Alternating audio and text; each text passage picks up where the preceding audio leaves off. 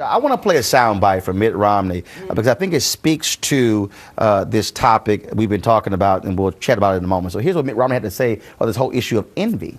President Obama wants to put free enterprise on trial. And in the last few days, we've seen some desperate Republicans join forces with it. This is such a mistake for our party and for our nation. The country already has a leader who divides us with the bitter politics of envy. We have to offer an alternative vision. I stand ready to lead us down a different path where we're lifted up by our desire to succeed, not dragged down by a resentment of success. See, here's what's interesting when you hear that particular comment.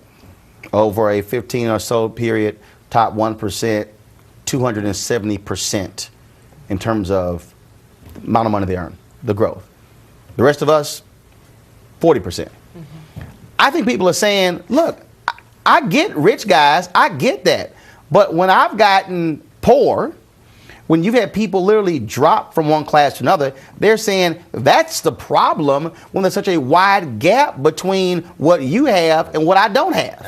I mean, Romney ought to be ashamed of himself, though. That's ridiculous. I mean, the idea of confusing righteous indignation in the face of injustice versus envy for the rich. That's just his way of trivializing the suffering of poor people and trivializing the suffering of working people. Well, it's also a hollow argument coming from a guy who's worth, upwards of 120, 150, 170 million dollars when people are struggling to hang on, when job security is at its lowest, when children are expected to do less well than their parents. And there was a study released yesterday, I believe, that showed that it's harder to move from one economic class to the other than it's ever been in the entire nation's history. To rise up from one. Absolutely. You're just jealous of me. That's what he said. You're just jealous of me. I hope he keeps saying it, because I just think it is a complete and total loser. It allows us to keep having these conversations about what kind of economy we really want to have. I mean, it's such a terrible thing for him to go out there saying you're just jealous. I've made the point of this show because I think part of the problem that I have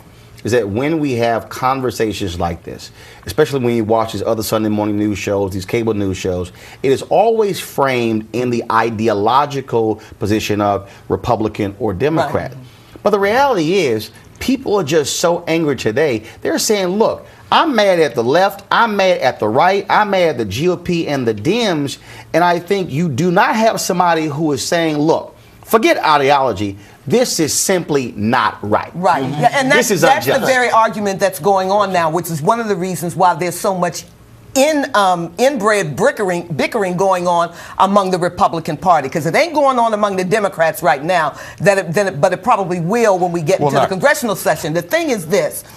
Mitt Romney is trying to not channel so much a conservative point of view as he is trying to channel Ronald Reagan's point of view, which is money is money. Don't be mad at me because I'm rich. The problem is it's not an ideological point of view, because there are more of us in the middle class who are pissed and angry than that time when the angry white men brought Ronald Reagan into the White House. What Mitt Romney, my man Mitt, has to try to figure out is how does he tap into the independents and the college graduates who are now in a position where they ain't got two nickels to rub together. I'm glad you brought up angry, because First Lady Michelle Obama, she spoke to this whole issue. There's a new book out called The Obamas by Jodi Kantor of the New York Times, and this whole idea of the angry black woman. And so here's what she had to say to Gayle King.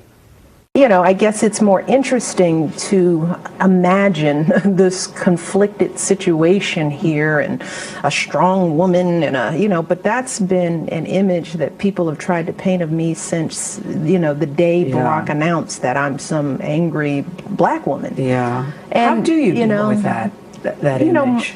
I just try to be me, and my hope is that over time, people get to know me, and they get to judge me for me. Now, here's what's interesting. I read the book, finished it in 2 days this week, and the clear theme is that here's a woman who was upset with how the president's staff was handling policy.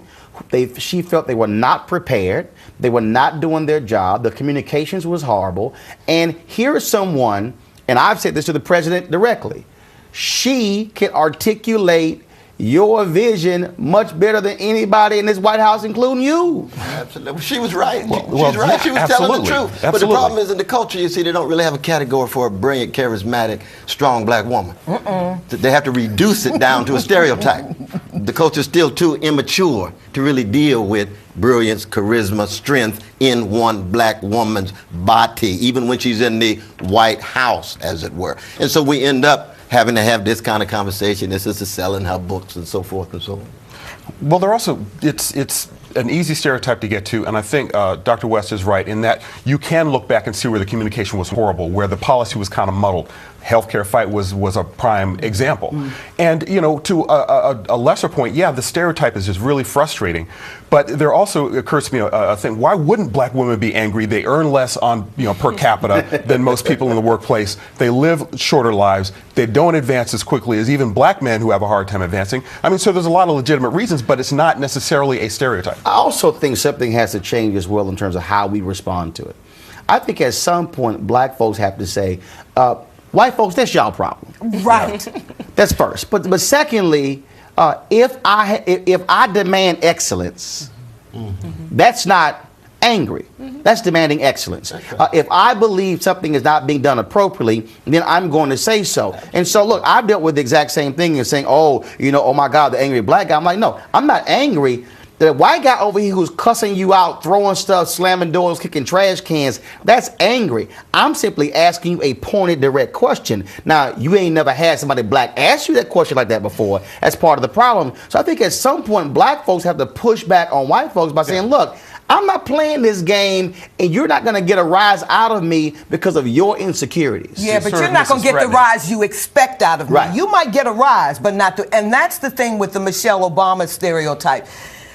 Whatever this stereotype, and it's on black women, it's being misread and misinterpreted. We might be, black women got a lot more to be angry about than right. Yeah, exactly. But the thing is that we don't necessarily express it the way we're expected to express it. Whether it's because there ain't no man in the home and we got babies there, whether it's because we know that people are trying to kick Barack Obama out of the White House, which means Michelle and Grandma Robinson, President Barack Obama, out of the White House, and that means Michelle and Grandma Robinson goes too. See, we look at, a lot of times, this might be a stereotype, black women just don't look at what y'all want us to look at. We're looking at other surface things, whether we have a family of our own or not, and that's not being taken into account, because if Michelle Obama were really angry, I don't think she would have been sitting down so calmly with another strong black woman. Precisely. And the thing is, but in a culture shaped by white supremacy, black self-confidence is always viewed as arrogance. Absolutely. Black strength is viewed as somehow anger. Yeah. And yet we got good grounds to have righteous indignation. Like Jesus in the temple, we have grounds for righteous indignation. 10 seconds. And the big picture again here is Laura Bush was incredibly assertive. Nancy Reagan was incredibly assertive. We still have not entered this post-racial society. No. Well, I'll tell you right now, I think Dr. West's point is very simple. And I tell black folks all the time, if they want to call you arrogant, fine. But you be confident, you be strong, you be assertive, because it's a hell of a lot better than being weak. This is what I'm talking about. You hit it. You hit it. Dr. West. Deborah, Joe, we appreciate it. Thanks so much.